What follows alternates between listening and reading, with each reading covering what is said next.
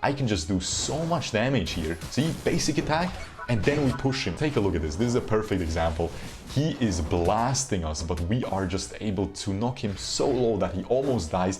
Venusaur follows up as well. We're low. This time, I don't Ice Fang him to my teammate. I Ice Fang him away, so my teammate survives, and we're able to get the takedown. Beautiful.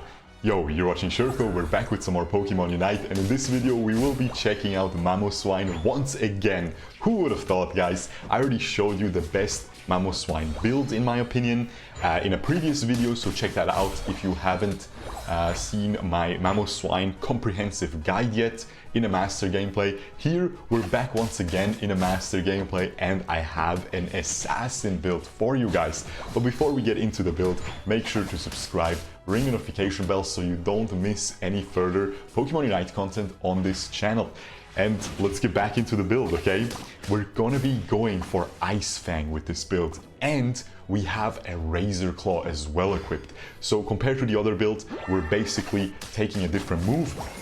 Again, that Ice Fang will have much more single target, not only damage, but in general assassination potential, because you can really camp these bushes, wait for someone to come close to you, Ice Fang, throw them behind you. We're still gonna go for that horsepower move, which you can use then to push them into your team, and you use the Ice Fang basic attack for the Razor Claw proc, horsepower basic attack once again, another Razor Claw proc, along with the weakness policy that we're running in all the Mamoswine builds. I would always recommend that. You get a lot of bonus attack from that. The Razor Claw further scales with that bonus attack that you get, so the Razor Claw passive will deal more damage, and let me tell you, this build is amazing, guys. It is so much fun. It is probably the most fun build for Mamoswine, because once again, you just have so much damage, you know? I just love dealing damage, guys. I just have much more fun when I can just, you know,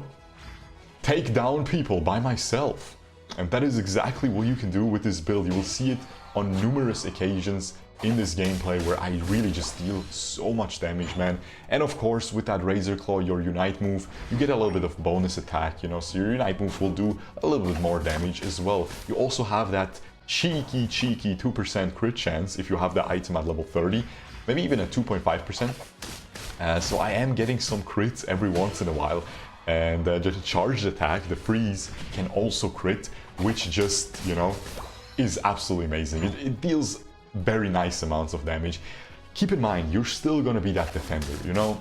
Think of it like that damage type of build for Blastoise. You will deal a very decent amount of damage, but you won't be dealing Venusaur or Cinderace amounts of damage, okay? That is for sure. But as you can see, I'm a little bit in trouble here. I eject away. The way I'm playing this laning phase is basically you just want to hit level 6 as fast as possible.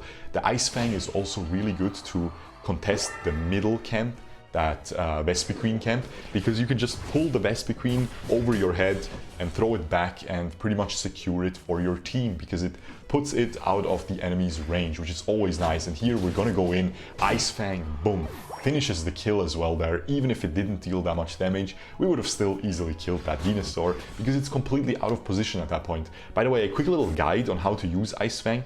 You just use it onto the enemy, you just aim it like a normal skill shot, and then on mobile at least, you just aim with your joystick, with the one you're moving, right? The left one. So probably the same on Switch as well. If you move with the left joystick, you use that to direct where you throw them, and you can only throw them in two directions, either exactly behind you or exactly in front of you where you Ice Fang them, okay? You can't throw them diagonally, anything. If you pull the joystick diagonally, whichever direction it is closer to, you know, if it is closer to the back, it will throw it to the back. If it is closer to the front, it will throw it to the front. So keep that in mind, guys, very important. Most of the time you want to throw them to the back, and as you can see here I throw him forward, I have the horsepower, and we just completely one-tap him. It really deals a lot of damage. You always want to sneak in these basic attacks as well. See, I basic attacked right there, and then I use the horsepower.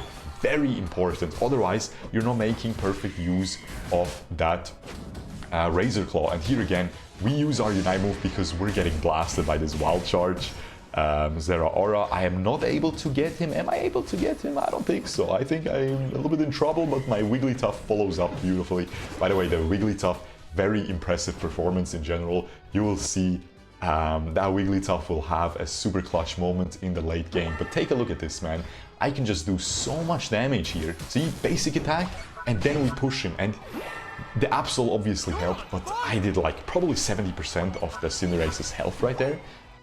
So very, very nice. Here we go in, but the enemies are able to get the Rotom, so they level up, get their Unite moves, and I just get one shot pretty much. But yeah, as I'm saying, let me skip that death timer real quick so we get back into the action. Here, of course, the Dreadnought spawning. I go bot instantly, and we are gonna be able to contest this, hopefully. I'm trying to push forward so I can steal some of these bees here, the Vespi Queen Camp and Combees. And I am able to get one of them. I think the Absol got the second one, so not too bad. Again, with that Ice Fang, high horsepower, you can really push these wild Pokemon around as well, and is really strong. Unfortunately, they moved out of my range here of the Ice Fang, so I have to back away, but here you will really see just how much damage we can deal with the Ice Fang as well. Look, Ice Fang, basic attack, and we follow up with a little crit as well from the Razor Claw, the 2.5% crit chance, coming in clutch. I once again Ice Fang him, throw him back, and he can't really do much. Here we get frozen by the enemy's Icicle, whatever it's called, man, Icicle Shard, Icicle Stone, Icicle Mountain, Ice, whatever. Anyway, we're trying to dive this point. Of course, the enemies will follow up, so I was like, this was a little bit sketchy. I go in anyway, I use my Unite move, and I eject at the very last second, but both of these carries eject after me, man, and I end up dropping.